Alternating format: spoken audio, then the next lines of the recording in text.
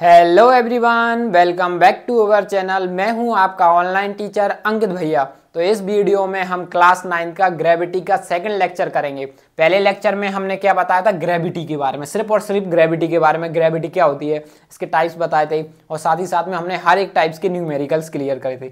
तो अब हम ग्रेविटी के सेकंड लेक्चर में बात करेंगे केपलर्स लॉ के बारे में। केपलर्स के लॉ क्या होते हैं, उससे पहले हम थोड़ा बहुत केपलर के बारे में जानते हैं। देखो, इनका पूरा नेम था जॉन केपलर, ठीक है। इन्होंने लगभग 16 सेंचुरी में, क्या 16 सेंचुरी में हमारे लिए लॉ के बारे में बताया था। आपको ऊपर ऊपर से पढ़ना है क्लास 9 के अकॉर्डिंग, ठीक है। इन्होंने ना न्यूटन से भी पहले ही हमको ये लॉ दे दिए थे। न्यूटन तो बाद में आए थे, न्यूटन ने इसी की मदद से तो हमारे लिए ग्रेविटी के बारे में बताया था, ठीक है। मेन कारण किसकी वजह से बताया था, इन्हीं लॉ से ही तो हम अच्छे से ग्रेविटी को डिस्कवर कर पाए थे, जो कि न्यूटन ने की थी, ठीक है। तो क्या होता है, ये जॉन केपलर ने 3 लॉ, देखो हमारे लिए बिल्कुल ऊपर ऊपर से बात करनी है और हमारे लिए पढ़ना सिर्फ क्या, केपलर्स लॉ की बात करना है, सिर्फ प्लैनेट के मोशन के ऊपर बात करना है। इसलिए क्या लिखा गया, प्लैनेटरी मोशन। वैसे तो बहुत डिटेल में, ये अपने आप में एक बहुत बड़ा चैप्टर है और क्लास 9th में भी, क्लास 11th में पढ़ना है वैसे तो हमारे लिए, लेकिन उसमें भी हमारे लिए थोड़ा बहुत ही पढ़ना है, ठीक है। हम क्लास 9th के अकॉर्डिंग बात करेंगे। क्लास 9th के अकॉर्डिंग सिर्फ और सिर्फ आपको ये 3 स्टेटमेंट ही पढ़ना है, इससे ज़्यादा आपको कुछ भी नहीं पढ़ना है, इसलिए हम इन्हीं को ही डिटेल से डिस्कस करेंगे, ठीक है। तो सबसे पहले बात करते हैं पहले लॉ की।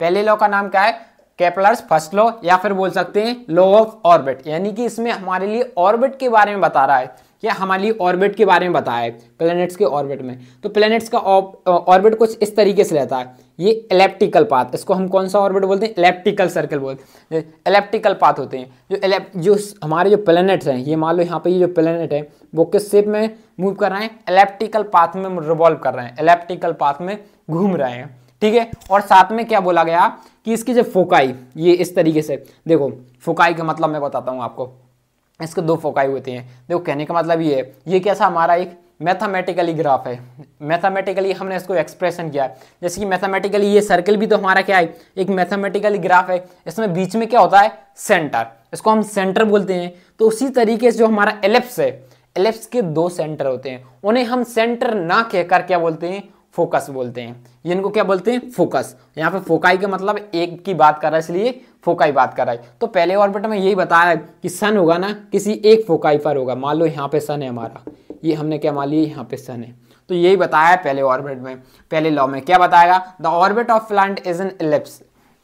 एलिप्टिकल बोल सकते हैं, एलिप्स में रहता है। जो प्लांट्स का ऑर्बिट है वो किस में फॉर्म में होगा, एलिप्स के फॉर्म में होगा। और जो सन होगा किसी एक फोकाई पर होगा, या इस पर होगा या इस पर होगा, ठीक है। वो तो सन की, वो तो प्लैनेट्स के ऊपर डिपेंड करता है। अब वो प्लैनेट्स कुछ ऐसे में घूम रहे हो, कुछ ऐसे में घूम रहा है, तो उसके लिए यहाँ पे ये सन होगा। मान लो ये प्लैनेट्स इधर घूम रहा है, इसके लिए यहाँ पे सन हो जाए।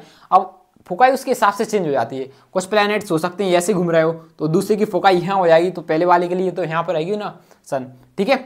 वो तो अलग अलग प्लैनेट पे अलग अलग फोकाइस हो जाएंगे, ठीक है। अब हम बात करते हैं केपलर्स सेकंड लॉ की। पहला लॉ अच्छे समझ में आया, सिर्फ हमारे लिए ऑर्बिट के बारे में बता दिया, सन और इसके बारे में, सन कहाँ पे है और प्लैनेट किस तरीके से रिवॉल्व कर रहा है। अब सेकंड वाला समझो।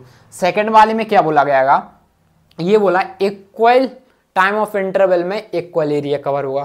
कहने का मतलब ये है, देखना ये मैं थोड़ा सा उसको रब बताता हूँ। ये हमारा सन, इसको हमने सन को डॉट, अब देखो ये मान लेते हैं इतना एरिया, ये पूरा हमारा एरिया, ये देखना ये पूरा एरिया मान लेते हैं। ये एरिया इसने यहाँ से लेके हमारे अर्थ ने यहाँ तक 5 महीने लग गए, 5 महीने लग गए, ठीक है। क्योंकि एक तो पूरा 360 डेज में कंप्लीट कर पाती। मान लो यहाँ थे उसने 5 महीने में इतना एरिया कवर कर लिया। हमने सपोज कर लिया एरिया 100 लाख किलोमीटर स्क्वायर है, फिर भी हमने बहुत कम किया है, 100 लाख किलोमीटर स्क्वायर है, ठीक है। 5 दिन में किया, तो अगले 5 दिन में, अब देखो फिर ये मान लो यहाँ से, अब हम यहाँ का टाइम लेते हैं यहाँ तक, तो ये 5 दिन, यहाँ से भी मान लो 5 दिन में, अगले 5 दिन में भी यहाँ पे भी ये क्या होगा, 100 लाख स्क्वायर मीटर कवर होगा। मतलब कि इक्वल टाइम में, इक्वल टाइम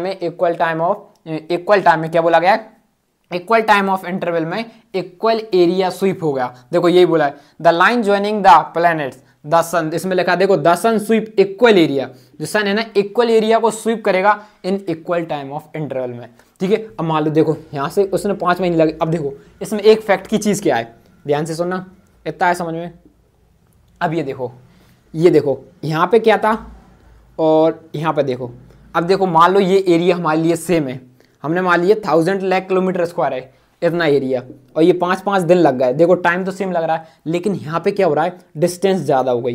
यहाँ पर डिस्टेंस हमारी कैसी है, इस साइड की बात कर रहा है, यहाँ पर डिस्टेंस कैसी है, ज़्यादा है, मोर, ठीक है। और यहाँ पर डिस्टेंस ज़्यादा है, लेकिन वो 5 दिन में ही कवर कर रहा है। लेकिन और यहाँ पे देखो डिस्टेंस कम है, क्योंकि यहाँ पर एरिया लंबाई में ज़्यादा खिंच गया है, यहाँ पे मोटाई में थोड़ा था, मोटा एरिया था, तो इसलिए ज़्यादा डिस्टेंस लग रहा है। यहाँ पे लंबे में खिंच गया, तो यहाँ पे ये जो डिस्टेंस है कम है, यहाँ पे डिस्टेंस कैसी है, कम है। तो डिस्टेंस कम है तो मतलब इसकी यहाँ पे स्पीड कम हो गई होगी, वेलोसिटी कम हो गई होगी। यहाँ पे वेलोसिटी भी कम, यहाँ पे वेलोसिटी भी ज़्यादा। कुछ समझ में आ रहा है? यानी कि ग्रेविटी जितना पास में रहता है, सन उसे ज़्यादा अपनी ग्रेविटी से खींच रहा है, उसके चक्कर में इसकी स्पीड इंक्रीज हो गई, और लेकिन ये दूर भाग गया तो स्पीड कम हो गई, लेकिन एरिया तो इक्वल कवर हो रहा है। तो यही पॉइंट था, ये भी पूछा जा सकता है। यदि सन के पास में है, यदि हमारा अर्थ या फिर कोई सा भी प्लेनेट सन के पास में है, तो उसकी स्पीड ज़्यादा हो गई या कम हो गई, तो आप कहोगे इसकी स्पीड ज़्यादा होगी। तो यहाँ पे ये देखो ज़्यादा डिस्टेंस कवर कर रहा है, लेकिन एरिया इक्वल करेगा, इक्वल टाइम ऑफ इंटरवल में इक्वल एरिया कवर करेगा। आई होप ये सेकंड पॉइंट भी अच्छे से समझ में आ गया। अब ये थर्ड पॉइंट की बात कर लेते हैं, Kepler's third law. Third law में उन्होंने बताया पीरियड के बारे में, लॉ ऑफ पीरियड के बारे में। देखो इसमें उसने बताया था, देखो इसमें उसने क्या बताया था, इधर ध्यान से सुनना। अब मान लो ये हमारा सन है, ठीक है, ये सन है, और ये हमने इलिप्टिकल पाथ बना लिया है, 1 मिनट, ये सन है, ठीक है, और ये हमारा कोई प्लेनेट है। अब सन से प्लेनेट जितनी ज़्यादा दूरी पर होगा, उसको उतना ही ज़्यादा टाइम लगेगा। क्या? उसको उतना ही ज़्यादा टाइम लगेगा एक चक्कर पूरे लगाने में। यही कहता है हमारा क्या, सन से अगर कोई प्लेनेट जितनी ज़्यादा दूरी पर है, तो उसको उतना ही ज़्यादा टाइम कवर। अब मान लो ये प्लेनेट यहाँ पे होता है, ये प्लेनेट, तो इसको और ज़्यादा टाइम लगेगा इसका चक्कर कर ले। अब मान लो ये प्लेनेट यहाँ पे होगा, ये इसको और चक्कर लग रहा है काम का, चक्कर को कंप्लीट करने में। तो यही कहता है हमारा। देखो मीन, हमने डिस्टेंस तो देखो हमारी थोड़ी बहुत डिस्टेंस चेंज होती रहती है, तो हमने एवरेज की जगह एवरेज डिस्टेंस मान लेते हैं। एवरेज डिस्टेंस को ही हम क्या बोलते हैं, मीन डिस्टेंस। देखो यहाँ पे थोड़ी डिस्टेंस कम हो जाती है, यहाँ पे सन पास में हो जाता है, तो हमने एक एवरेज डिस्टेंस मान ली, उसे मीन डिस्टेंस बोल दिया। जो उसकी जो मीन डिस्टेंस होगी वो क्यूब मान के चलेगी। तो क्या बोला गया है, the cube of the mean distance of a planet from the sun is directly proportional to the square और time is taken moving around the sun. जो देखो क्वेश्चन में यही बोला गया है, क्या बोला गया है, हमें डिस्टेंस क्या लेना है, क्यूब लेना है। डिस्टेंस को उन्होंने बताया कि डिस्टेंस होगी क्यूब होगी, डायरेक्टली प्रोपोर्शनल में होगी डिस्टेंस क्यूब के टाइम के स्क्वायर के में। यही बात की है, ठीक है। और ज़्यादा हमारे लिए कुछ नहीं बोला है। कहने का मतलब ये डिस्टेंस, यदि डिस्टेंस हमारी 3 गुना है वो, तो हमारी रेडियस टाइम कितना होगा, 2 गुना होगा। 3 गुना हमारी डिस्टेंस बढ़ाएंगे तो 2 गुना हमारा टाइम बढ़ेगा, ठीक है। यही बताएगा। मान लो हमने रेडियस को 3 गुना बढ़ा दी, तो ठीक है, हमारी 3 गुना बढ़ा दी, तो यहाँ पे 3 का स्क्वायर, और यहाँ पे टाइम भी हमारा यहाँ पे 2 गुना बढ़ाना पड़ेगी, ठीक है। जितनी तुम रेडियस को बढ़ाओगे, रेडियस 3 गुना बढ़ाओगे, तो ये टाइम भी 2 गुना बढ़ेगा, ठीक है। आई होप ये तीनों लॉस आपको अच्छे समझ में आ गया होगा। फिर भी नहीं आ रहा है आपको समझ में, कोई दिक्कत नहीं, आप तो सीधा रट लो बस। ये तीनों रटना ही तो है, 2 मिनट का काम है। नहीं भी आ रहा है वैसे तो आप बढ़िया एकदम डिटेल में क्लास 11th में पढ़ोगे, ठीक है।